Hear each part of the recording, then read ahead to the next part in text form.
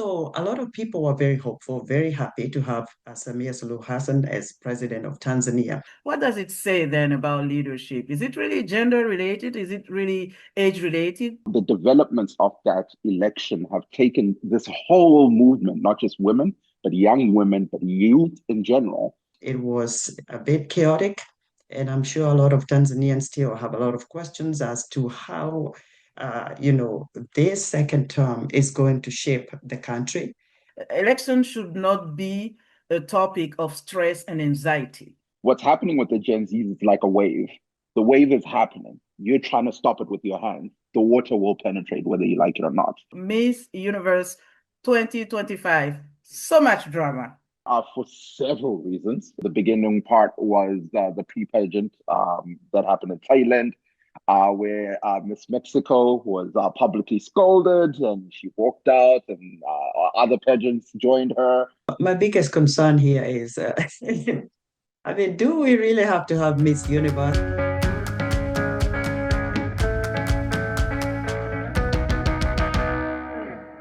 Hello and welcome to the very first episode of VIP Bylines.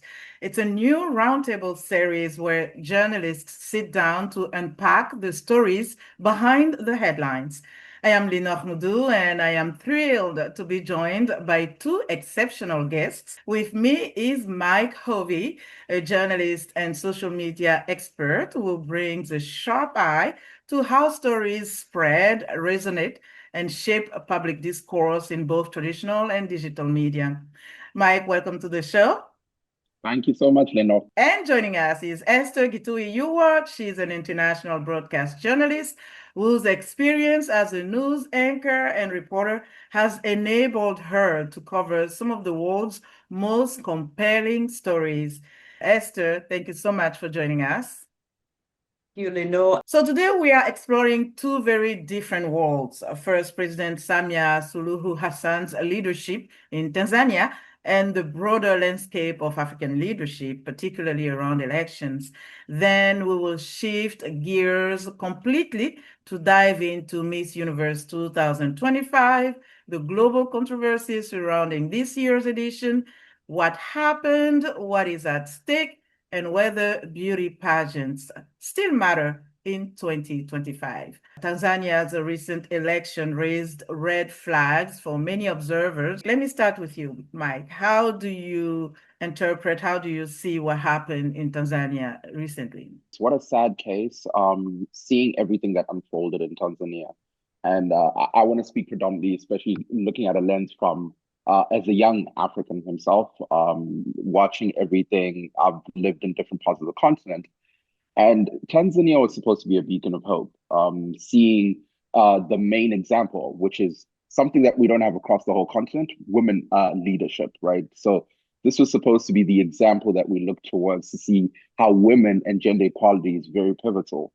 So for as long as I've known, one of the arguments that supported, I guess, patriarchal leadership across the whole continent was, well, a lot of the countries are led by liberation struggle heroes, the liberation struggle parties. And a lot of these have male leadership examples. And to see finally one of few examples of, women leadership was something that was really exciting. It was supposed to be the example for the whole continent.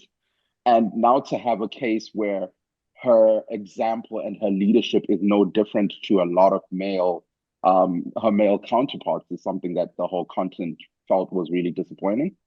But even from a youth standpoint, one of the things that was exciting was to see her strides that she had accomplished for our female counterparts, for young Tanzanian women. And this is something that was supposed to be mimicked across the whole continent. So once again, the developments of that election have taken this whole movement, not just women, but young women, but youth in general, 100 steps back, which is really disappointing. And Esther, what is your take? You are a woman, and we hear so much that when it comes to leadership, women tend to be perhaps an example. Or you look at Africa and you think about how many women have been presidents in the continent. And so for the first time, having that Tanzanian woman, we had in Zambia as well, I believe, Banda, and Ellen Sirleaf Johnson. We haven't had so many women leaders in the continent at all. In fact, it looks like we are always, on the bottom of this kind of ranking when it comes to leadership in the continent. And so a lot of people were very hopeful, very happy to have Samia Suluhu Hassan as president of Tanzania. Of course, she took over from the late John Magufuli after his death because she was the vice president. So she ascended to the position of president. The first term was well kind of seen and accepted by Tanzanians and East Africans for that matter, or even the global, community. For the first time, we have a woman president. And I think her leadership skills were kind of coming up and people were very happy. But this second term, is a different story. It was a very chaotic election this time, and a lot of people still feel that she really did not win this election. I can't say that that's my view. It is what I see from Tanzanians. It's what I hear from East Africans. It is what we are seeing now. A bit of rebellion. We saw that kind of chaos. We had the, Tanzanian police all over trying to keep people calm and at home, but it was also a little bit, high-handed. It was a bit chaotic, and I'm sure a lot of Tanzanians still have a lot of questions as to how, this second term is going to shape the country, is going to impact the neighbors, Uganda, Kenya, and even globally. How do you step up there when you have all these global meetings where presidents are invited? What do you put on the table? What is your background? So there are all those questions. And I think that's one of the concerns of Tanzanians right now. It's one of those things where, again, the narrative has been that women can make better leaders because they have that maternal instinct and many other perhaps tools that or qualities, I don't know. And also we hear a lot about young people as good, potentially good leaders. But personally, I've been one to say that neither gender nor age makes a good leader. It's not popular, it may not be sexy to say that, but I think that in the case of what we're seeing in Tanzania, not to say that she's a bad or good leader, but according to what is out there, we've seen reports of irregularities, opposition suppression, and concerns about fairness. What does it say then about leadership? Is it really gender related? Is it really age related? Mike, you are the young generation. What are Yeah, your thoughts? yeah. Listen, I'm right there on you. I think the whole discussion around gender and age comes from the fact that for the longest of periods, for not just the whole continent at point is we've seen things through one particular lens, right? Which is the leadership in general was of a specific demographic, and for majority of the countries, you'll notice that the leadership is not reflective of the demographic of the nation. Africa is the youngest population in the world. And so at times, young people and women who also are, represent the large demographic on the continent feel as though they're not represented by the people that they see on TV or the people that they see in parliament or the people that they see in governance. And so once again, to step back to Tanzania, that was an exciting thing to see one, the demographic being represented through youth leadership and women. She's not a young person, but a lot of her policies within her first term actually were focused and directed towards empowering young women. And so that was an exciting thing. Once again, to look back, a lot of African youth were looking at Tanzania going, well, if they can do it, so can we. Right? We have the case of Namibia. That was also another celebrated incident where a woman came to the forefront and is leading, and she's now revamped her whole government, which is majority women. That's something that the whole continent, and it's not to say that we look at it as women should be better leaders, but it's a case of we want to see what other values can be brought to the forefront, because what we've seen for the very long, some African countries, for example, Ghana, have been independent for so long, way before I was even a thing, right? We want to see what the different thing is. And so once again, for Tanzania, it was exciting because you're like, okay, finally, there's a different perspective of what we know as leadership. Because for so long, we felt underrepresented or not represented at all. So finally, there's someone who understands the importance of technology. There's someone who's understanding the importance of empowering the girl child. There's someone who understands the importance of empowering your youth and making sure that the nation is centered around that. So it wasn't a case of, and it never is a case, and it shouldn't be a case of, we just want women and young people there without the experience and the insight into how to doing that.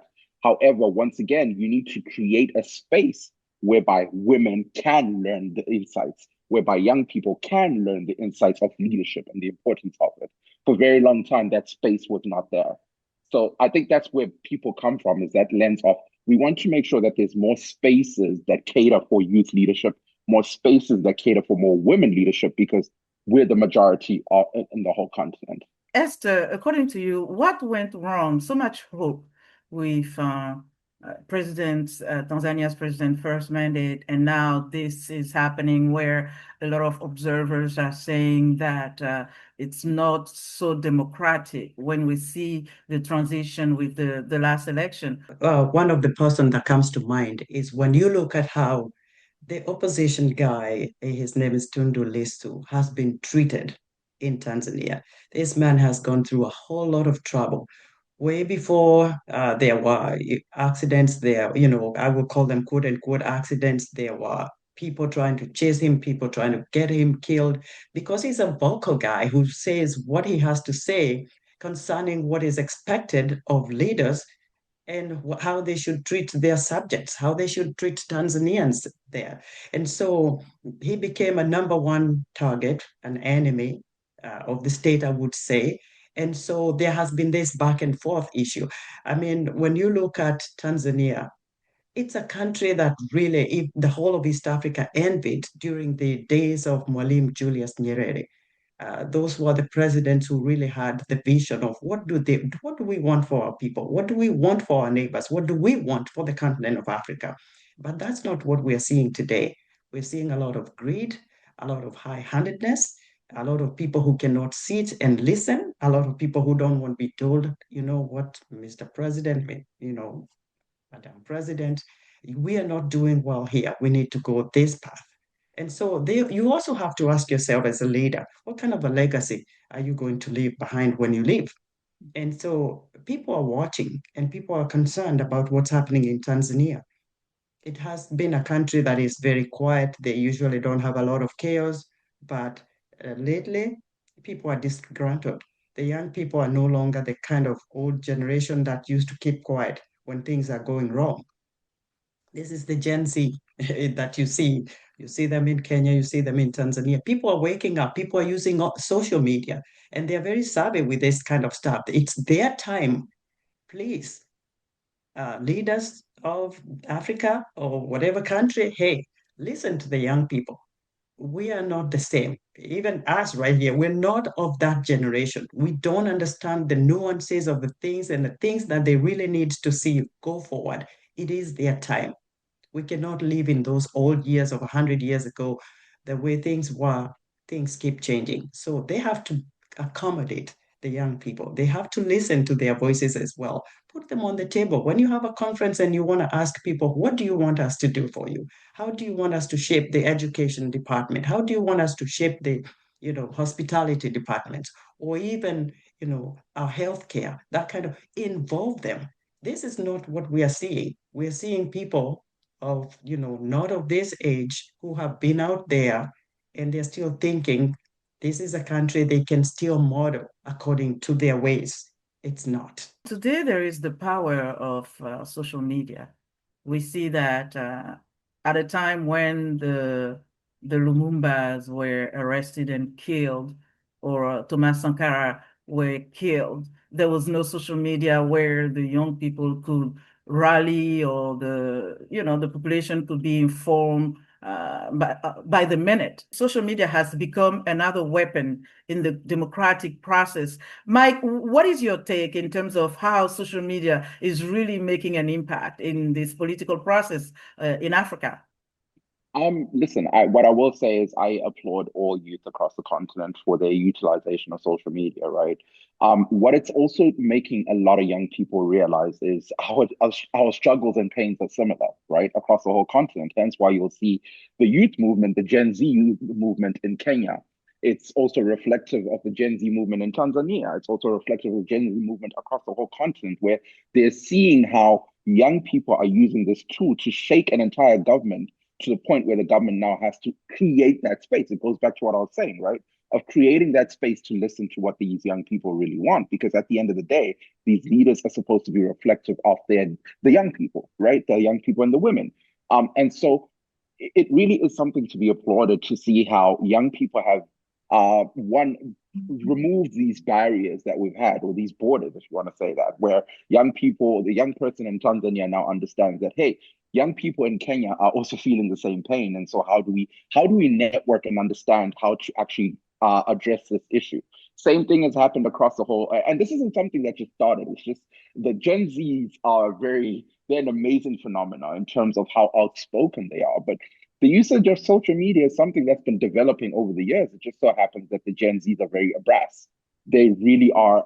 Their number in terms of fear is really limited, right? So Gen Zs really feel as though, one, they've seen their parents go through the struggle, they've seen their siblings go through the struggle, and they feel like there's no logical reason as to why they should go through the same struggle. And so they're using this tool to really democratize the space, which is what it's all about, right? At the end of the day, democracy, making sure that everybody is represented.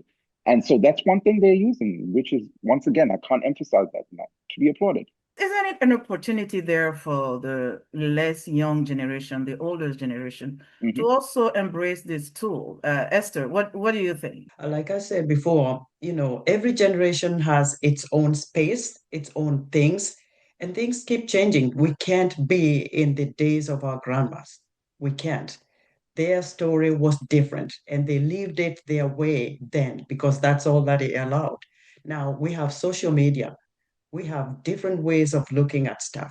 And so the older people gotta let these young people take their space, take their time, and utilize it according to the way they see it.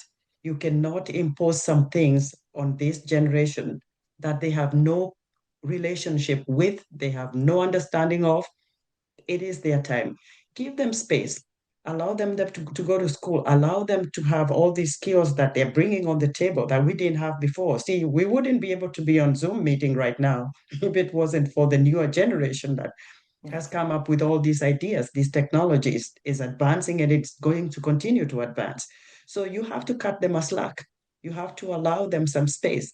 And you know what? Tanzania it has always been a very quiet and nice and calm country. We don't see all the chaos you hear in other countries, not even what you see in Kenya.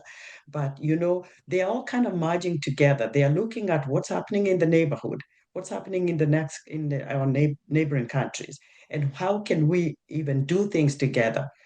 They're very talented, even in terms of music, in terms of their way of explaining things, and so they need to let the young people go out there and use their brains and deal with their time and accommodate what they see as important to them that will lead the nations to become even better than where they're coming from. So I think that a lot of Tanzanians are not exactly very happy with the second term, but it remains to be seen how the president is going to react to their wishes. And, there's always a time for people to humble themselves and say, okay, what do you want me to do? And invite the youth and let them talk to you. Invite the older people. Let's have a common ground for a better country because at the end of the day, it is their country. And you want a country that is, strong, it's healthy, its people are healthy, people are happy. And so everything will go well for you. But if you don't listen, then, well, there are consequences. The importance of the older generation embracing the youth is very paramount. Why? Because there was a saying that I learned throughout the years. What's happening with the Gen Zs is like a wave. The wave is happening. You're trying to stop it with your hands. The water will penetrate whether you like it or not. And so the only way to understand this is actually embracing what's happening. If you use Tanzania as an example, even with the internet blockade, that's something that older generations think still works, right? Whenever there's chaos, turn off the internet and they think, oh, we have this under other handles.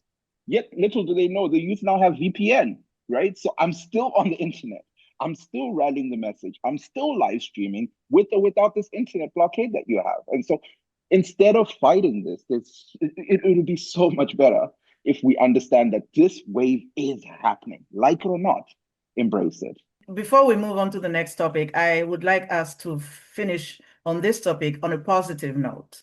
It's not all dark and gloomy on the continent. There are countries that are really doing well in terms of transition, democratic transition, smooth elections, no drama.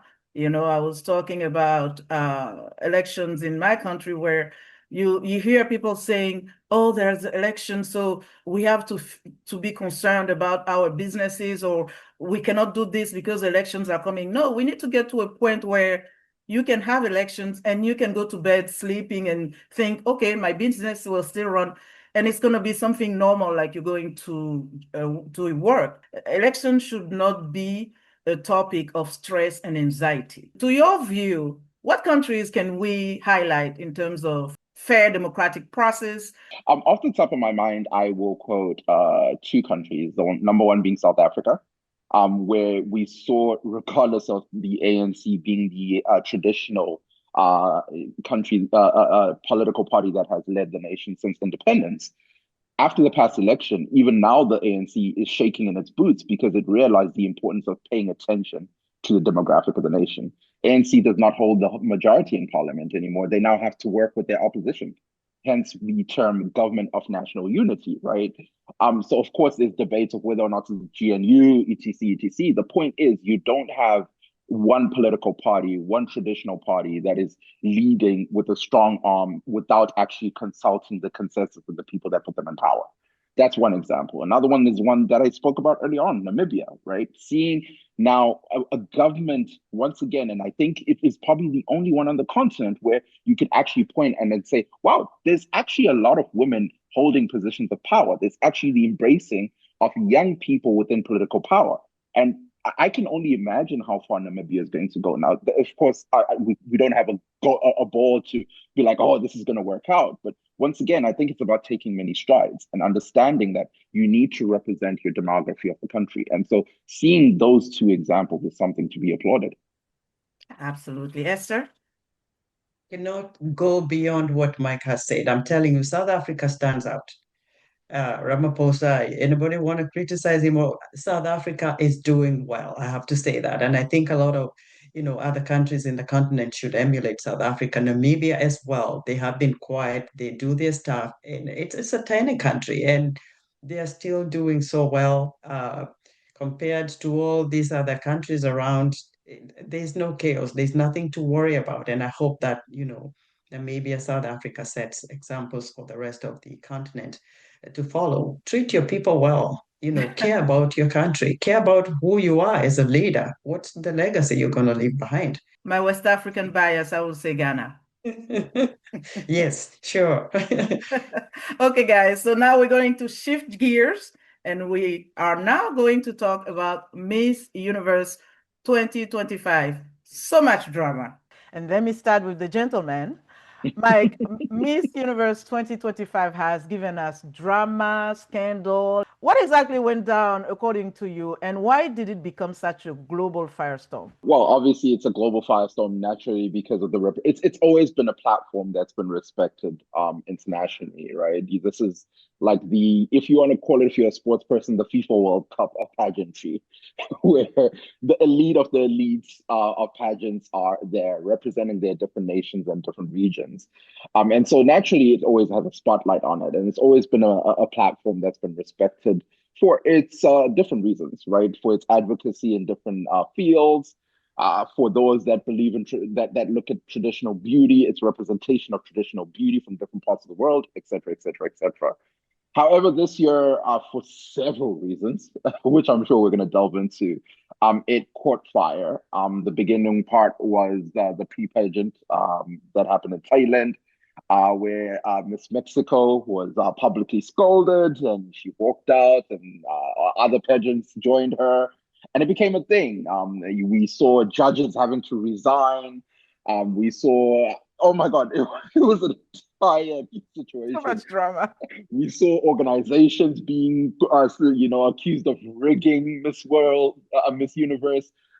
It just had so much drama, to the point where now it's like people look at the institution itself a little different. And this is the ordinary observer. Now, obviously, there's so many other different discussions in terms of, which I'm sure you're going to ask about, its relevancy, right? But that's not just because of the drama, but it's because of its development over the years. What made Miss Universe so prestigious, people nowadays, culture has changed over the years. And so now it's not about who's the most slim, slender girl who's standing there representing what traditional beauty standards is. Now the advocacy is playing. Now we have, ordinary people are becoming the beauty, the Miss Universe because of social media, which is stuff that we're going to delve into. But wow, what a landstorm that came out of this year's pageantry. I was talking to my sister about it. I said, Miss Universe 2025 is like the gift that keeps on giving, because every morning you wake up, there is a new There's development, a new new headline. drama. Yes, It was like absolutely. unstoppable. Esther, what did you take out of this year's edition? Drama as always, but it's getting to another level. And my biggest concern here is, I mean, do we really have to have Miss Universe? Hey, Mike, where are the guys? Aren't there any Mr. Universe or something? Nobody has ever thought about bringing the men up there and see what are the qualities we're talking about here. Is it the inner beauty? Is it the outer beauty? What is this all about? And especially the drama that happened this year. This was classic. This is, is unseen before. And so the question is, what do you do with that? You become Miss Universe. The pageant brings in a lot of people. There's a lot of money involved. There's a lot of collaborations. There's a lot of planning. But what do we in the world get out of Miss Universe? I've always asked myself that question.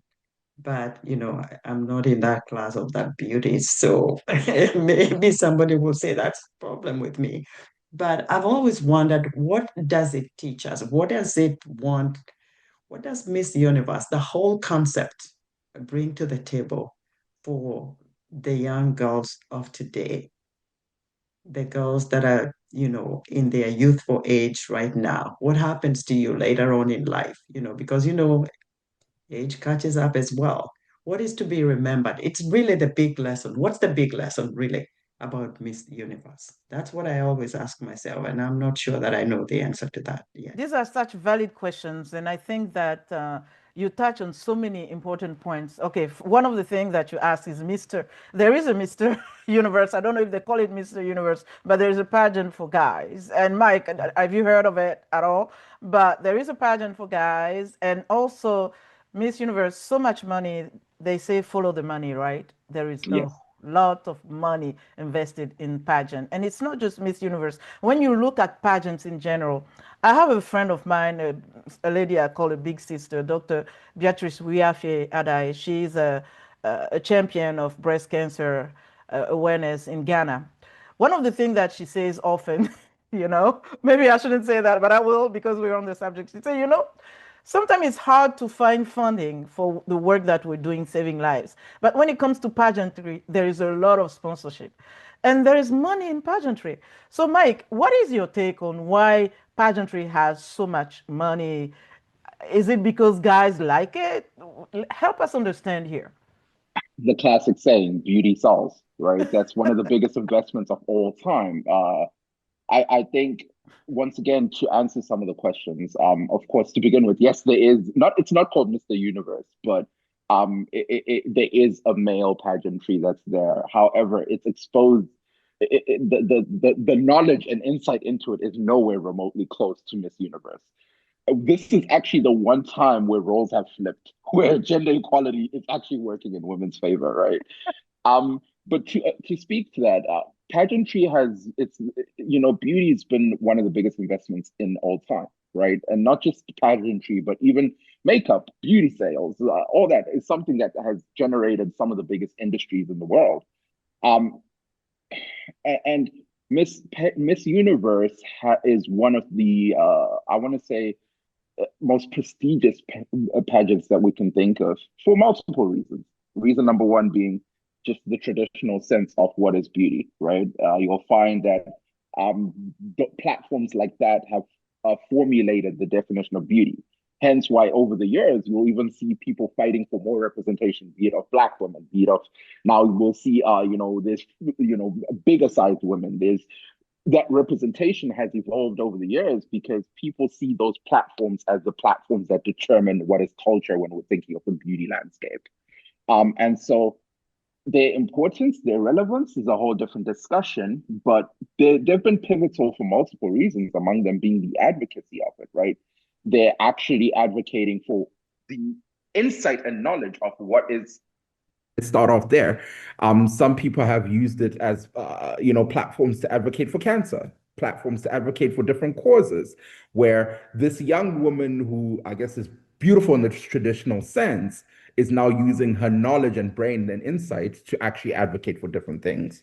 So platforms like that are still important, but once again, as I said, as the years have evolved, the consumption of it is a little different. These platforms are still like, for example, capitalizing on traditional platforms, i.e. television. People don't watch television as much as possible. And so now this year has become relevant because it was a whole drama storm that evolved on social media. Everybody had to follow that. Yes. But over the years, I'm sure you'll notice 2025 versus 2024, 23, 22, and the years before that, the consumption wasn't as relevant because once again, now people are focused on TikTok, people are focused on Twitter, people are focused on the short inside conversations that are happening online that looking back at to why Miss Universe was started, which I'm pretty sure was looking at it from a beauty sense in its tradition and raising money because of the beauty industry.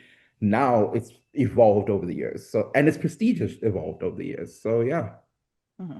And now, let's be honest, beauty pageants have been declared over about 1,000 times, yet here we are, right? Still watching, still tweeting, still caring. Now, this year, as I said, it's the gift that keeps on giving. When we look at the results, a lot of people were outraged.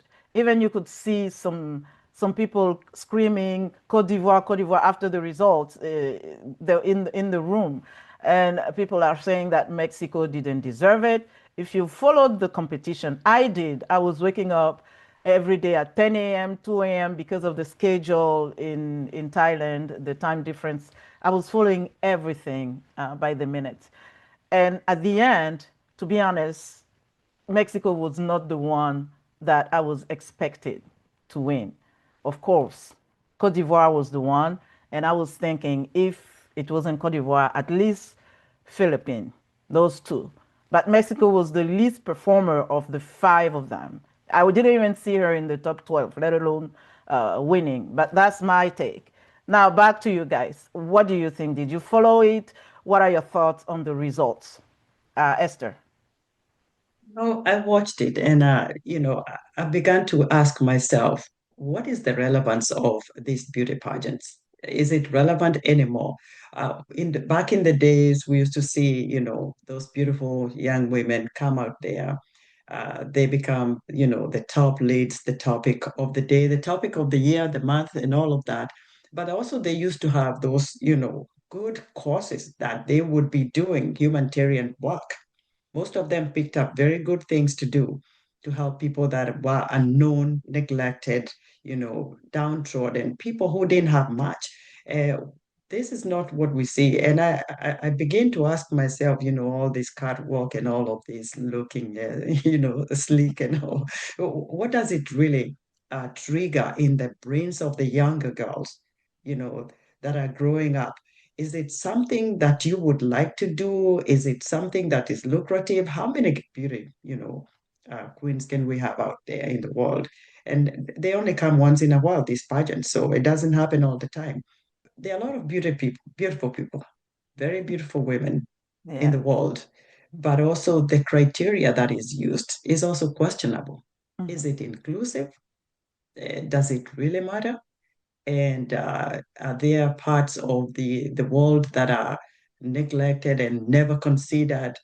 What about a time when we can say, let's go to all the corners of, the world that we have and pick up from that corner, from this corner, and put them together and see what they have. And not just, the beauty as we see it with our eyes, the structure of somebody, how somebody looks like, but what is on the inside as well. Because I think the beauty that is, that matters is what is inside of you. What are you bringing to the table? How are you helping your community? How are you helping the world? And I think that inner beauty should be out there more than swinging around, that kind of More than stuff. wearing skimpy swimsuits and And walking around. a lot of Okay. makeup. You're Yeah. making such valid points, Esther, and I think this calls for the bigger conversation on, again, the validity and the value of beauty pageants.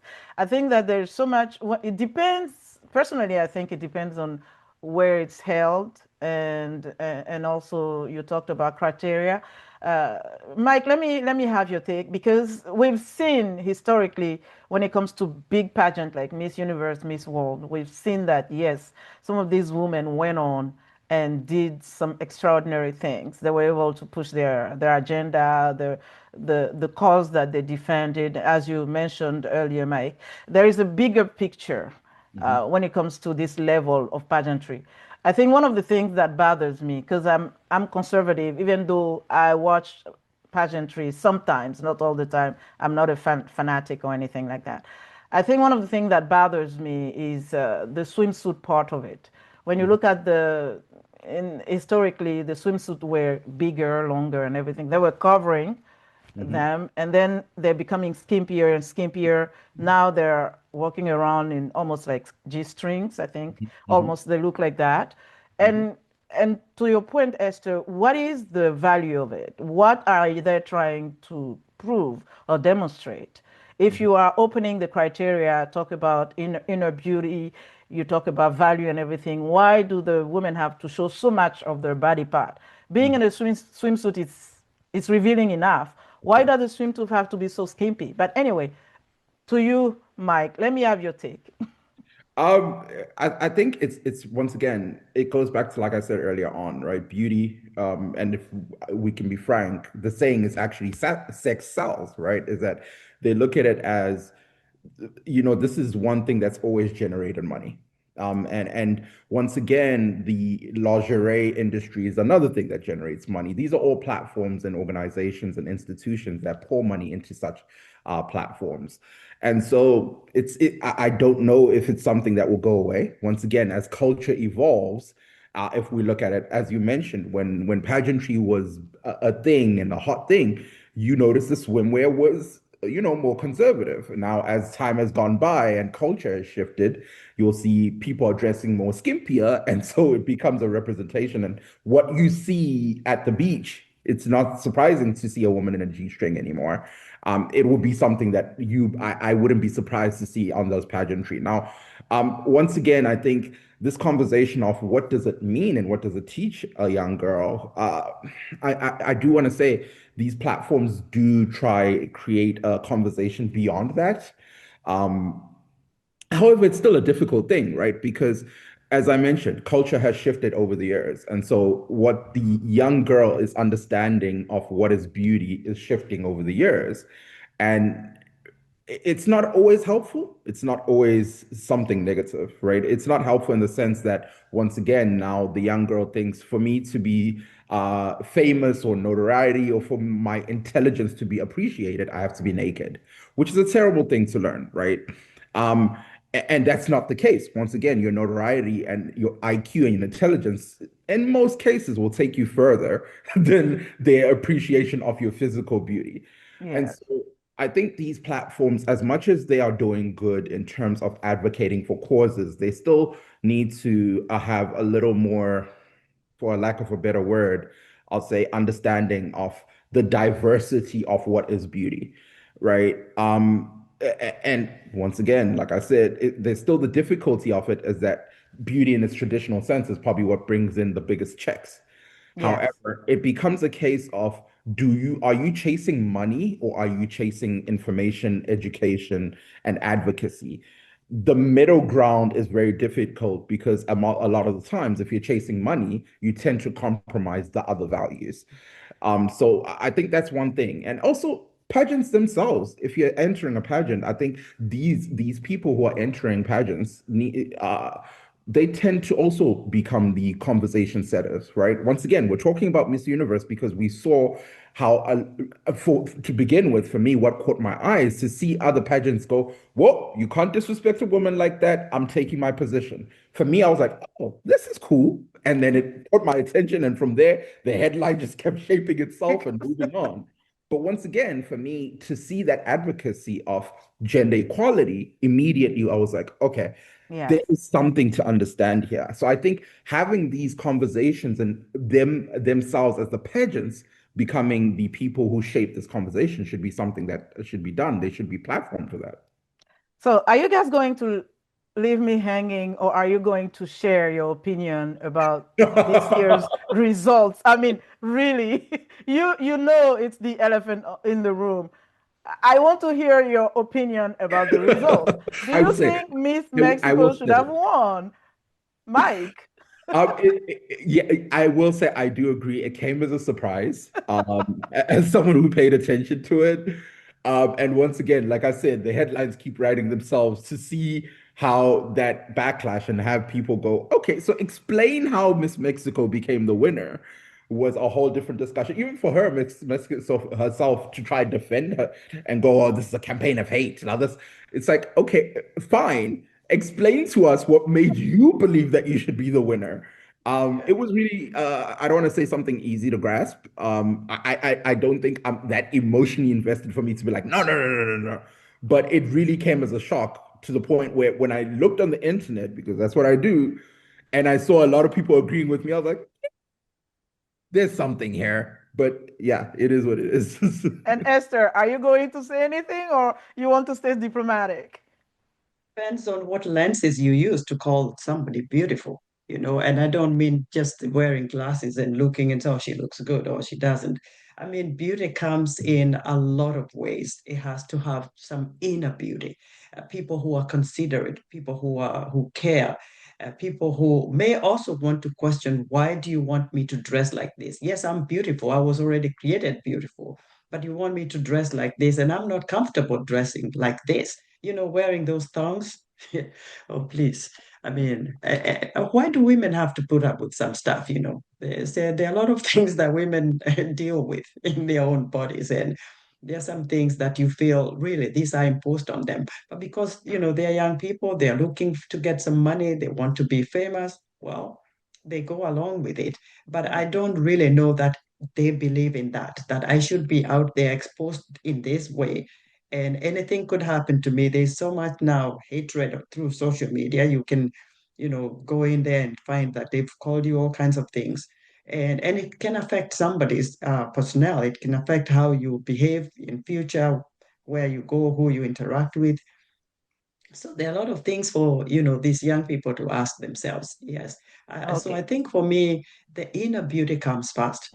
Your character also speaks for itself and not just going on this catwalk and looking like some angel that has just landed, but there's still a lot of that. And I feel maybe I may be wrong, people might not be happy with this, but I think that there's a bit of exploitation when it comes to these young women. Do they really get uh, the kind of attention? Do they get the money that is worth what they should get, or are they just being used to make other people richer and more famous and stuff like that? They need to negotiate these things as well. They need to say, yes, I am beautiful, I can do this, but what am I getting out of it? And something beneficial, not just money, but something they can do with their lives and advance their way of living, not just for the immediate, couple of weeks or months, but for some years to come. These are great points you mentioned, and I think that they call for even a deeper conversation. And I so what I get from that is Esther is not going to tell us what she thinks about the winner. I'm joking. I'm joking.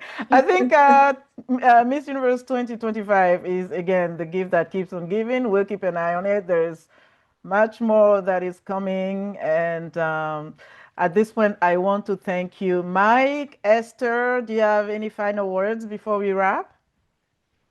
That we do what we're expected to do and what we know is rightfully what we should be doing, regardless of where you are. Yeah. Whether you are working for somebody, cleaning up a house, do a good job, whether you're babysitting, whether you are on air like Lino and Mike Hove, talking to people out there. Let's create a better life for one another, a better life for our neighbors, our friends, and even strangers. Let's just do it because the world is so much better when we're all happy. Mike, to you. Yeah, I'm going to echo those sentiments. And of course, to you, Linord, we're going to say thank you for creating such a platform because such conversations are very pivotal and reflective of the surroundings around us. Having conversations about women empowerment, having conversations about youth empowerment. Platforms like this are very pivotal. So thank you for that. Thank you, Esther and Mike, for joining me on this first episode of VIP Bylines. And I thank you, our viewers, for watching. Stay connected, like, subscribe to our channel for more episodes of VIP Bylines and other shows on the VIP News Network. I'm Linord Moudou. Thank you for watching. Until next time, take care.